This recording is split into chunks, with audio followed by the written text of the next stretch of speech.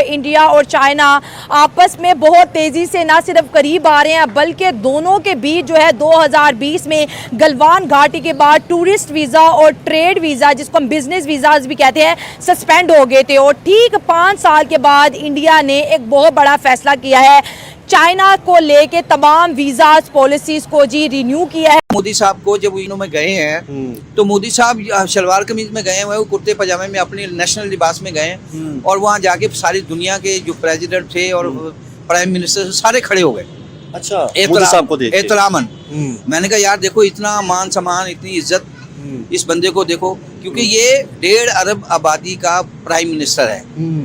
देखिए यूरोप में है 5 लाख की आबादी है, कहीं 6 लाख का मुल्क है, कोई 7 लाख का मुल्क है, कोई 4 लाख का मुल्क है, बहुत छोटे छोटे मुल्क हैं, ठीक है ना। वो 1.5 अरब लोगों का एक प्राइम मिनिस्टर है तो उसकी पावर तो है, लेकिन हम मानते नहीं, हमारी गवर्नमेंट नहीं मानती।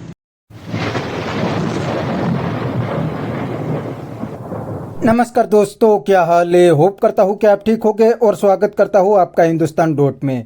दोस्तों, काफ़ी दिनों से डोनाल्ड ट्रंप इंडिया को खुली धमकी दे रहे थे कि अगर इंडिया रशिया और चाइना के साथ ट्रेड करेंगे तो अमेरिका टैरिफ लगाएंगे। लेकिन दोस्तों, आज इंडिया ने अमेरिका के मुंह पे बहुत बड़ा थप्पड़ दिया है। जी हाँ दोस्तों, इंडिया ने रशिया और चाइना के साथ सिर्फ ट्रेड नहीं, लेकिन मोदी जी आज चाइना में एससीओ समिट अटेंड करने के लिए गए हैं।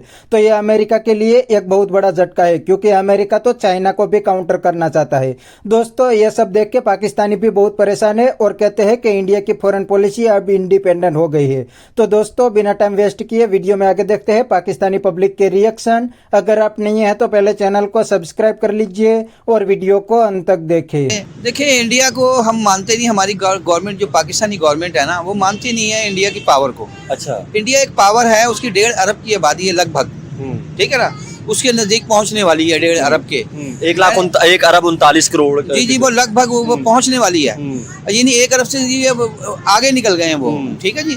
1 अरब 40 करोड़ तक वो पहुंचने वाले हैं। और वो है जो रजिस्टर्ड होते हैं ना, 1 अरब 39 करोड़ 48 कितना बताया आपने, ये मर्दमशुमारी के अंदर, ये मर्दमशुमारी के अंदर जो रजिस्टर्ड होते हैं ना, जैसे हमारी यूनियन काउंसिलें हैं, यहाँ रजिस्टर्ड होते हैं, बच्चे पैदा होते हैं, वहाँ तो 30-35% मैंने देखा है कि वहाँ रजिस्टर्ड ही नहीं होते। जंगलों में, बियाबानों में, पहाड़ों में, वहाँ तो सिस्टम ही नहीं है। तो वो तो 1.5 अरब से ज्यादा ऊपर चली गई है। तो मैंने वो देखा था मोदी साहब को जब यूएनओ में गए हैं, तो मोदी साहब शलवार कमीज में गए हुए, वो कुर्ते पजामे में अपने नेशनल लिबास में गए और वहाँ जाके सारी दुनिया के जो प्रेसिडेंट थे और प्राइम मिनिस्टर सारे खड़े हो गए। अच्छा, मोदी साहब को देख के एहतरामन। मैंने कहा यार देखो इतना मान सम्मान इतनी इज्जत इस बंदे को देखो, क्योंकि ये 1.5 अरब आबादी का प्राइम मिनिस्टर है। देखिए यूरोप में है 5 लाख की आबादी है, कहीं 6 लाख का मुल्क है, कोई 7 लाख का मुल्क है, कोई 4 लाख का मुल्क है, बहुत छोटे छोटे मुल्क हैं, ठीक है ना। वो 1.5 अरब लोगों का एक प्राइम मिनिस्टर है तो उसकी पावर तो है, लेकिन हम मानते नहीं, हमारी गवर्नमेंट नहीं मानती।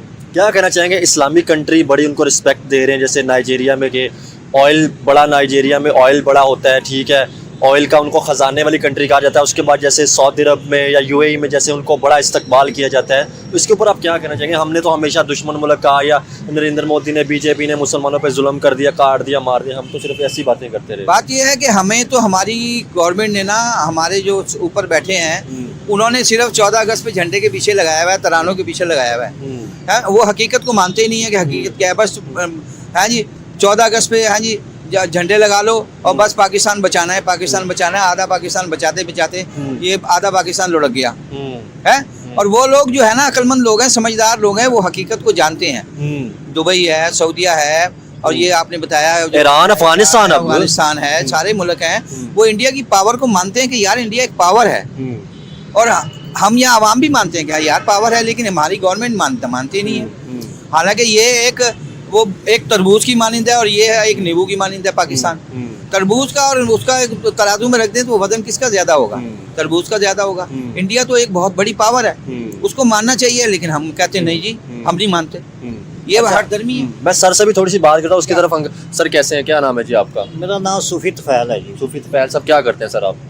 मैं एक ऑफिस में लायर कंपनी है, वहाँ पे इंचार्ज हूँ। अच्छा सर, मुझे ये बताएं, मैं एज आपकी जो भी राय होगी या पाकिस्तानी, मैं क्योंकि मेरे चैनल पे हमेशा मैं वो राय पूछाता हूँ जो पाकिस्तानियों की अपनी राय होती है। आप ऐसा क्या समझते हैं, इंडियन गवर्नमेंट को देखा जाए या पाकिस्तानी गवर्नमेंट को देखा जाए, क्या फ़र्क है? उनके प्राइम मिनिस्टर अभी रिसेंटली हमने देखा, जैसे नाइजीरिया में मुस्लिम कंट्री है, वहाँ पे अफ्रीका के अंदर उनको बड़ा अवार्ड दिया गया। सऊदी अरब में, दुबई में उनकी बड़ी रिस्पेक्ट की जाती है। तो पाकिस्तान क्यों अपने हमसायों के साथ ताल्लुकात बेहतर करने में नाकाम रहा है? यहाँ पे अवाम से, यानी कि पाकिस्तानी अवाम का इंडियन अवाम से अच्छा। कोई मसला नहीं है, सिर्फ अच्छा। हुक्मरानों का मसला है। कुछ कुव्वतें हैं जो नहीं चाहती कि इंडिया के साथ उनके ताल्लुकात अच्छे हों, और ये इनके जो जिहादी तंजीमें हैं उनके फंड बंद हो जाएंगे। अच्छा। कुछ कुव्वतों को फंड जो बाहर से मिलते हैं वो भी बंद हो जाएंगे। अच्छा। सिर्फ वो अपने मफादात को सामने रखते हुए इंडिया से अच्छे ताल्लुकात नहीं बनाना चाहते। अच्छा।